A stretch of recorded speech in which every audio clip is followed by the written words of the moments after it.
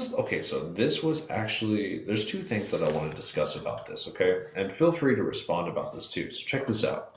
So, the first thing is, you know how Abel's offering, the Lord had regard for Abel's offering because we see like the firstling of the flock, and their fat portions.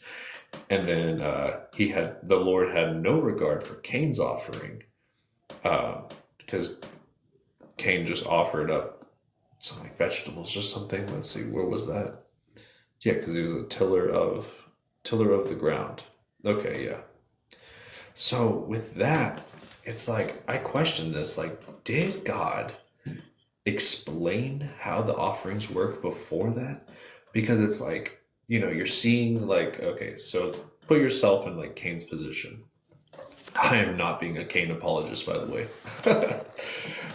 So put yourself in Cain's like perspective, though. So looking at Abel, like like you're waiting in line. You're like, okay, so God is gonna check out my offering. I got some good vegetables here. Let's go.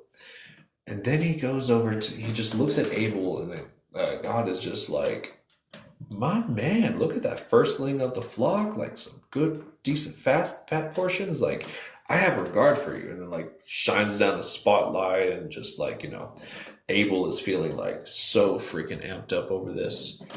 And then he goes to Cain, and he's just like, wow, do better, buddy. Because this sucks. I do not have regard for this. But my question is, did God even explain to Cain and Abel how the offerings work? Because I'm just like, were they just guessing how